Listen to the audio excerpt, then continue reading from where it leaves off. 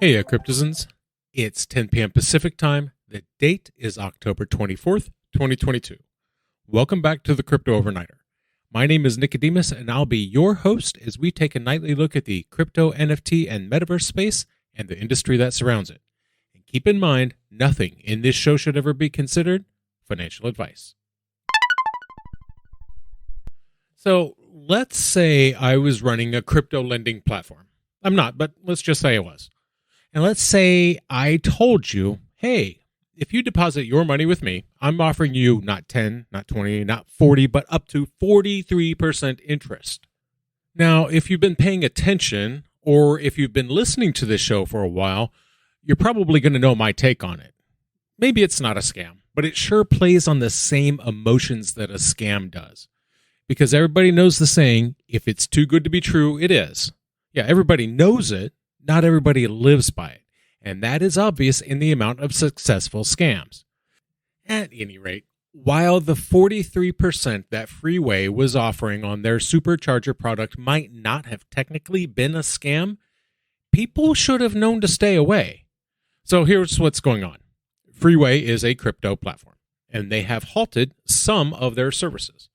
By way of explanation, they cited unprecedented volatility in the markets. And so it came to pass that Freeway tweeted out on October 23rd that they were indeed halting transactions and services and won't be buying supercharger simulations until they've gotten some strategies worked out. So the way this supercharger product works, users deposit fiat currency or crypto into regulated brokerage accounts. These accounts are then leveraged for returns. And for that, they're offering up to 43% on those returns. So with that 43% return, I don't know what kind of strategies they're planning on implementing that returns 43%. But they did talk about diversifying their asset base and managing exposure to future fluctuations and volatility in the markets. So the current state of the platform is in question at this point. However, Freeway did promise updates soon. Quote, "We will notify you when we are ready to recommence partial supercharger simulation purchases, and then again as we can commence full supercharger simulation purchases, as well as on-platform Freeway token deposits and buys." Now, so far, one Freeway support person has been telling people to fill out a support form. And when pressed for additional information, they said they really can't say much until the next set of official communications. They said, quote, "The whole team are working very hard with the intention to recommence partial supercharger simulation purchases and then to again be able to recommence full supercharger simulation purchases." FWT is Freeway's token, and it plunged over 75% in the last 24 hours. Now let's change exchanges here from Freeway to FTX and some regulatory news. About a week ago, we told you that the state of Texas was looking into FTX. Well, now we have some news on that front, and that news is a lack of news. So what happened is the state of Texas is getting involved because FTX won an auction of Voyager Digital's assets. Last week, the Texas State Securities Board asked the judge to put a pause on that acquisition, at least until they finish their investigation into whether or not FTX is in violation of securities laws. And that was really the last we heard of it from them. That is until Joseph Rotunda spoke at Rutgers Law School. Now, Rotunda is the director of the TSSB's enforcement division, and he was speaking at an event put on by Lowenstein Sandler. He was talking about FTX when he said that they're not currently pushing for an enforcement action against the exchange. He said, quote, "It was a declaration that talked about an investigation. It means we're gathering information." He added, "If I was ready to make an accusation and it got to the point of being about an enforcement action, I will make my accusations in a public document." Now, interestingly, Rotunda was sitting on that panel with FTX U.S. General Counsel Ryan Miller. And he said that while his agency routinely cooperates with the SEC and the CFTC, he said, quote, "I do not like filling enforcement actions. I do not want to solve matters with an enforcement action that can be solved with a telephone call." Now, for his part, FTX counsel Miller repeated the call for a regulator shift on digital assets. He said, quote, "I hope that we as an industry and a regulatory community focus on getting that right and not stopping the U.S. growth of digital asset markets." So we brought news last night of FTX and 3Commas. We have a small update for you. Now remember, there was an issue. It's believed that users were getting their API keys fished out, and the reason for the hacks had nothing to do with FTX. However, some FTX users were harmed in the hack, and it was initially thought FTX might be part of the problem because there were trades happening on FTX using stolen API keys. Now, as it stands, it looks like what happened is that the users were connected to fake websites impersonating 3Commas. The attackers stole the users' API keys and then used them to break into those FTX accounts. Okay, so 3Commas doesn't seem to be at fault. Not at this point. And neither does it look like FTX bears any responsibility at all. That said, Sam Bankman-Fried promised to give up to $6 million to FTX customers harmed in the exploit. This move may soften some of the criticism SBF has gotten of late, especially for his support of the DCCPA. SBF and Coinbase have expressed support for the bill because it promises an alternative to the current regulation by enforcement scheme from the SEC. However, he's coming under fire for his support because some consider the bill to be a DeFi killer.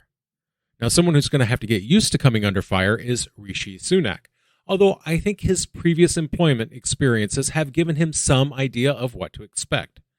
I say that because he has ascended to the office of Prime Minister of the UK. That's right. You see, this comes after Liz Truss resigned her position as Prime Minister 44 days after taking on the role. Now, one question is, how long is he going to be able to hold on to the top slot in today's current contentious and trying environment? Truss was forced out as a result of her mishandling of the mini budget. That's because mortgage prices went up, energy prices went up, and the pound sterling went down. So, what do we know about how he feels about crypto? Well, he said that he wants to turn the UK into a crypto hub, as does Kazakhstan, as does France, as does Miami, etc. Now, we've spoken a few times on this show about the Financial Services and Markets Bill. Sunak has helped shepherd that bill along so far. Now, if it gets passed, it will open the door for local regulators to get to work with broad authority over the crypto industry. One thing would see stablecoins brought into the area of payment regulations. He also assigned a task to the Royal Mint. And his order to create an NFT collection has not yet been fulfilled. Last April, he was talking about a proposed reform to stablecoins. He said, quote, "It's my ambition to make the UK a global hub for crypto asset technology, and the measures we've outlined will help to ensure firms can invest, innovate, and scale up in this country. This is part of our plan to ensure the UK financial services industry is always at the forefront of technology and innovation." Now, a negative, from my standpoint, is that he supports a central bank digital currency. He established a joint task force with the Treasury to look into how a CBDC could work as a complement to cash and bank deposits. One thing to realize here, he has not always been a government official. You know how, especially in the United States, people will end up in government regulating an industry they really don't understand, simply because they've been around for a long time. Now, he actually knows about finance. He worked as a hedge fund manager at Goldman Sachs. A champion of fintech. That's how Adam Jackson, director of policy at Innovate Finance, described him. Whereas Ian Taylor, director of Crypto UK, said that his election was, quote, "a positive for crypto and the general economy." Now, this might be the start of an interesting trend, because Canada has also elected a pro-crypto conservative in the form of Pierre Poilievre. With midterm elections just 2 weeks away, will that trend towards conservative pro-crypto candidates continue? Now, fortunately, in the U.S., crypto has not yet devolved into a left versus right issue, like the subjects of gun control and abortion have. At present, I think that there's still room for cooperation between the parties, at least where crypto regulation is concerned. There are a number of bipartisan issues making their way through the House and Senate. That said, I would certainly welcome a strong wave of fervent crypto supporters to replace those legislators that want to get in the way of progress. Okay, rant over. Time for a different rant, because we're going to stay with the subject of a central bank digital currency as we head to the other direction across the Pacific to the nation of Japan. The Japan Credit Bureau is something along the lines of a Visa or MasterCard. They're an international payment system, and they have started testing their infrastructure to support a central bank digital currency. This is considered to be an important part of their preparations for a national CDBC. Now, the CDBC itself is currently being tested by the Bank of Japan. This is an infrastructure project that will come under the title JCBDC. And what they're going to do is they're going to stretch their existing infrastructure that they're already using for credit cards and rework that to add CDBC payments. So there's 3 areas they're looking at for this project. 1, a touch payment solution. 2, a way to issue the cards for CDBC payments. And finally, 3, a simulation of the CDBC environment. Later, they plan on adding mobile payments and QR support. So they want to be done with development by the end of the year. They plan to start demonstrations in stores by the end of March next year. So that's a pretty aggressive timeline. In other Japanese crypto news, we have the city of Fukuoka. They are entering a partnership with Astar Japan Labs. That's the company behind the Astar Network, Japan's leading blockchain. Fukuoka is Japan's second largest port city, and they have been designated a national special strategic zone. So they're looking to expand to become the center of Japan's crypto and Web3 space. Now, what this partnership means is that both Astar and Fukuoka will be working together to develop new use cases for Web3. At present, there are 45 companies working with Astar, including Microsoft Japan and Amazon Japan. So what they said is that they're looking to draw more businesses to the area. Astar representatives will visit the city regularly to educate and to work on new use cases. The mayor of Fukuoka said, quote, "We have to do this in the context of Web3, what large companies did for the world when Japan was strong." Meanwhile, the founder of the Astar network, Sota Watanabe, compared Fukuoka to other cities. They said, quote, "In the U.S., some cities like Miami and New York have positive attitudes towards Web3 and crypto. We are going to work closely with Fukuoka City to attract more developers and more entrepreneurs."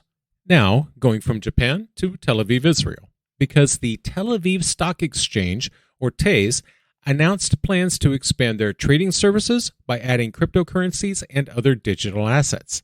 This is part of their new strategic plan for 2023 to 2027. In their announcement, they said, quote, "TASE will promote the implementation of innovative technologies, including DLT, tokenization of various classes of digital assets, and smart contracts.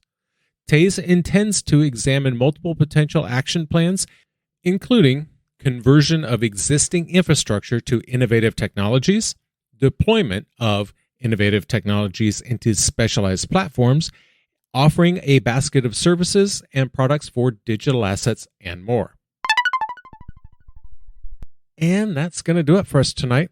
I want to thank you, my listeners, because when you stop listening, I will stop talking. We'll see you tomorrow night.